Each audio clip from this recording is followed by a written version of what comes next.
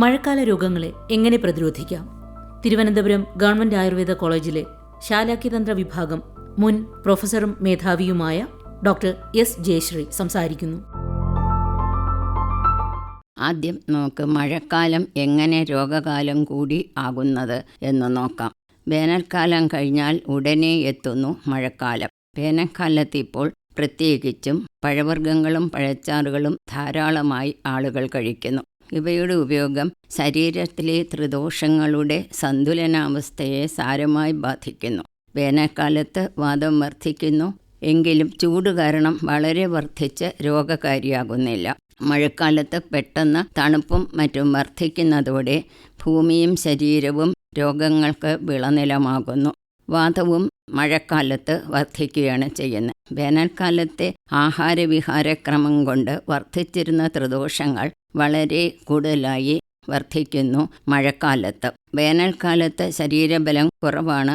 മഴയുടെ ആരംഭകാലത്തും ശരീരബലം കുറവ് തന്നെ ആയിരിക്കും. ഈ രണ്ട് കാലത്തും വിശപ്പ്, അതായത് ജഠരാഗ്നി ബലവും കുറവാണ്. വർഷകാലത്ത് പ്രത്യേകിച്ചും ജഠരാഗ്നി ബലം കുറവാണ്. അതിനെ വിഷമ അഗ്നി എന്ന് പറയുന്നു. അവ എന്തെന്നാൽ ചിലപ്പോൾ വിശപ്പ് കൂടുതൽ, ചിലപ്പോൾ തീരെ കുറവ് എന്നിങ്ങനെ ഒരവസ്ഥയിലേക്ക് മാറുന്നു. ഇതുകൊണ്ട് തന്നെ ആഹാരവും ജീവിതചര്യയും പ്രത്യേകിച്ചും ക്രമപ്പെടുത്തണം മഴക്കാലത്ത്. ഏകദേശം 6 മാസക്കാലത്തോളം നമുക്ക് ഇടവിട്ട് മഴയായിരിക്കും. കൃത്യസമയങ്ങളിൽ ആഹാരം കഴിക്കാൻ ശ്രദ്ധിക്കുക എന്നതാണ് ജഠരാഗ്നി ബലം കൂടിയും കുറഞ്ഞും ഇരിക്കുന്ന അവസ്ഥയായതുകൊണ്ട് മഴക്കാലത്ത് ശ്രദ്ധിക്കേണ്ടത്. വിശന്നു തുടങ്ങുമ്പോൾ തന്നെ ആഹാരം കഴിക്കണം. ദഹിക്കാൻ അധികം പ്രയാസമുള്ള ആഹാരം പ്രത്യേകിച്ചും സൂര്യാസ്തമയത്തിന് ശേഷം കഴിക്കരുത്. മത്സ്യം, മാംസങ്ങൾ പ്രത്യേകിച്ച് പകൽ മാത്രം കഴിക്കുക. പലതരം മാംസങ്ങൾ ഒരേ സമയം ഉപയോഗിക്കരുത്. ഈ കാലത്തേക്ക് ഏറ്റവും ഹിതം സൂപ്പുകളാണ്. മാംസത്തിൻ്റെ സൂപ്പും വളരെ ഗുണപ്രദമാണ്. മാംസം നന്നായി വേവിച്ച് ഊറ്റിയെടുത്ത് ആകണം സൂപ്പുണ്ടാക്കേണ്ടത്. വേവിച്ച് അരച്ച് കലക്കി എടുക്കരുത്. അതിൽ ഊറ്റിയെടുത്ത മാംസരസത്തിൽ മല്ലി, കുരുമുളക്, ചുവന്നുള്ളി, അല്പം വെളുത്തുള്ളി, കറിവേപ്പില എന്നിവ ചേർത്ത് താളിച്ചെടുക്കണം. അതിൽ ഉപ്പിന് പകരം ഇന്ദുപ്പാണ് നല്ലത്. സസ്യസൂപ്പുകളും, അതായത് വേവിച്ച് ഊറ്റിയെടുത്ത പച്ചക്കറികളുടെ സൂപ്പ് നന്ന്. ഇതിലും ദഹനസഹായികളായ ജീരകം, മല്ലി, ഗരം മസാല, ഇന്ദുപ്പ് എന്നിവ ചേർക്കണം. ചുവന്നുള്ളി സൂപ്പിനുള്ളത് മത്സ്യമായാലും പച്ചക്കറിയായാലും വേവിക്കുമ്പോൾ തന്നെ ചേർക്കുക. കൂടാതെ ഇതിൽ പഞ്ചകോലം എന്ന ആയുർവേദ മരുന്നുകൂട്ട്, അത് ചൂർണാവസ്ഥയിലാണ്, അതായത് പൊടിയായിട്ടാണ് കിട്ടുന്നത്. അതും കുറേശ്ശെ ചേർക്കുന്നത് നല്ലത്. ഇവയെല്ലാം ദഹനശക്തി വർദ്ധിപ്പിക്കും. മാംസമായി തന്നെ മിതമായ അളവിൽ നന്നായി പാകം ചെയ്തും ഉപയോഗിക്കാം. ഇനി അരി, ഗോതമ്പ് തുടങ്ങിയവ 1 വർഷമെങ്കിലും പഴകിയതാണ് ഈ കാലത്ത് നന്നാവുക. കൃഷി ചെയ്തെടുത്ത ഉടനെയുള്ള കുന്നല്ല് പോലുള്ളവ ഒഴിവാക്കുക. മുതിര, ചെറുപയർ എന്നിവയുടെ സൂപ്പും നല്ലതാണ്. സൂപ്പായി എടുക്കുന്നവയെല്ലാം ദഹിക്കാൻ എളുപ്പമായിരിക്കും. ഇവയെല്ലാം തന്നെ ജീരകം, ചുക്ക്, മല്ലി തുടങ്ങിയവ വറുത്ത് പൊടിച്ച് ചേർക്കണം. സൂപ്പ് ഉപയോഗിക്കുന്നതിലൂടെ പോഷകങ്ങൾ വേണ്ടത്ര ലഭിക്കുന്നു. കുട്ടികൾക്കും വൃദ്ധർക്കും രോഗികൾക്കും സൂപ്പ് ഇങ്ങനെ ഉണ്ടാക്കി കൊടുക്കുന്നത് വളരെ നല്ലതാണ്, പ്രത്യേകിച്ചും മഴക്കാലത്ത്. മഴക്കാലത്ത് തേനും ഉപയോഗിക്കാം. പക്ഷേ തേൻ ചൂടാക്കുക, ചൂടാഹാരത്തിനോടൊപ്പം കഴിക്കുകയും ചെയ്യാതെ ശ്രദ്ധിക്കണം. അതിൻ്റെ അളവും വളരെ കുറവായിരിക്കണം. ആഹാരം ദഹിക്കാൻ പ്രയാസമില്ലാത്തതാകണം. പ്രത്യേകിച്ചും പുളി, ഉപ്പ്, എരിവ് എന്ന വ്യക്തമായ രസങ്ങളോട് കൂടിയതായിരിക്കണം. മഴക്കാലത്ത് ഇങ്ങനെയുള്ള ആഹാരങ്ങളാണ് വേണ്ടത്. കുരുമുളക് രസം, നാരങ്ങാരസം എന്നിവ ആഴ്ചയിൽ 3-4 ദിവസം ഉണ്ടാക്കി ആഹാരത്തോടൊപ്പം ഉപയോഗിക്കണം. തീയൽ, എരിവും പുളിയും കായവും നന്നായി ചേർത്ത സാമ്പാർ എന്നിവയും ഈ കാലത്തിന് അനുയോജ്യമായ കറികളാണ്. എല്ലാ രസങ്ങളും, അതായത് മധുരം, പുളി, ഉപ്പ്, എരിവ്, കയ്പ്, ചവർപ്പ് എന്നിവ 6ഉം എല്ലാ കാലത്തും ഉപയോഗിക്കണമെങ്കിലും മഴക്കാലത്ത് പുളിയും ഉപ്പും എരിവും അല്പം കൂടുതലായി നിൽക്കുന്ന ആഹാരമായിരിക്കണം ഉപയോഗിക്കുന്നത്. കൂടാതെ ആഹാരം ഉണ്ടാക്കുമ്പോൾ ജലാംശം കുറഞ്ഞ് കട്ടിയായ രീതിയിലാണ് ഉണ്ടാക്കേണ്ടത്. മലയാളിയുടെ തനത് ആഹാരമായ കഞ്ഞി വെള്ളം കുറഞ്ഞ് കൊഴുത്ത രീതിയിൽ ഉണ്ടാക്കി രാവിലെയും രാത്രിയിലും ഉപയോഗിക്കാം. അതിൽ യുക്തമായ രീതിയിൽ ചെറുപയർ, ചുവന്നുള്ളി, ജീരകം മുതലായവയും ചേർക്കാം. ഔഷധക്കഞ്ഞിയും ശരീരത്തിനും പ്രായത്തിനുമനുസരിച്ച് ഏത് യോഗം ചേർക്കണമെന്ന് നോക്കി ഉണ്ടാക്കി കഴിക്കാം. ഇതിനോടൊപ്പം ഏറ്റവും ശ്രദ്ധിക്കേണ്ട ഒരു കാര്യമാണ് ജലത്തിൻ്റെ ഉപയോഗം.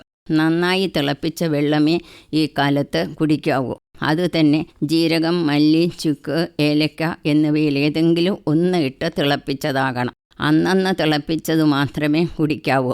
രാത്രി വെള്ളം കുടിക്കുന്നത് കുറയ്ക്കണം. കുപ്പിവെള്ളത്തിന് ഉപയോഗം ഒട്ടും തന്നെ ഈ കാലത്ത് ഇല്ലാതിരിക്കുന്നതാണ് നന്ന്. ചെറു ചൂടായി തന്നെ വെള്ളം കുടിക്കുന്നത് പല രോഗങ്ങളും ഉണ്ടാകാതെ നോക്കും. കൂടാതെ ദഹനശക്തി വർദ്ധിപ്പിക്കുകയും ചെയ്യും. ഇലകളിട്ട് തിളപ്പിച്ച വെള്ളം ഒട്ടുമേ ആവശ്യമില്ല ഈ കാലത്ത്. ഒരു കാലത്തും അത് നല്ലതല്ല.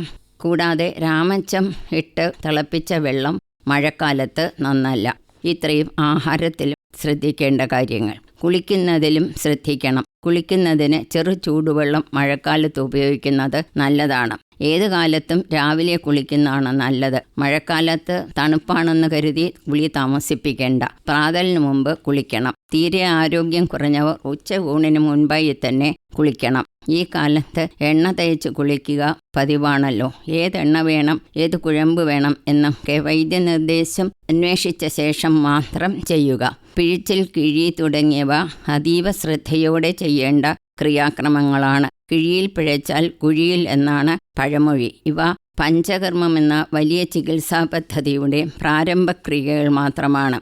കഴിഞ്ഞ വർഷങ്ങളിൽ ചെയ്തതാണ് ഈ വർഷവും ചെയ്യാം എന്ന് കരുതരുത്. ഡോക്ടറെ നേരിട്ട് അല്ലെങ്കിൽ വൈദ്യനെ നേരിട്ട് കണ്ട് പരിശോധിപ്പിച്ച് യുക്തമായ കുഴമ്പും തൈലവും ക്രിയാക്രമങ്ങളും നിശ്ചയിച്ച ശേഷം പരിശീലനം സിദ്ധിച്ചവരാണ് എന്നുറപ്പുള്ളവരെ കൊണ്ട് എണ്ണ തേപ്പ് തുടങ്ങിയവ ചെയ്യിക്കണം. തൈലാദികൾ ലേബലോടെ പൊട്ടിക്കാത്തത് തന്നെ വാങ്ങിച്ചുപയോഗിക്കുക. വിശ്വാസമുള്ള സ്ഥലത്തുനിന്ന് ഉണ്ടാക്കി കിട്ടുന്നതാണെങ്കിൽ കുഴപ്പമില്ല. പഥ്യക്രമത്തോടൊപ്പം വേണം ഈ എണ്ണ തേപ്പ്, കിഴി, പിഴിച്ചിൽ എന്നിവ ചെയ്യേണ്ടത്. രാത്രിയിലും അതിരാവിലെയും അല്ലാതെ വേണം കിഴിയും പിഴിച്ചിലും എണ്ണ തേപ്പ് തുടങ്ങിയവ ചെയ്യേണ്ടത്.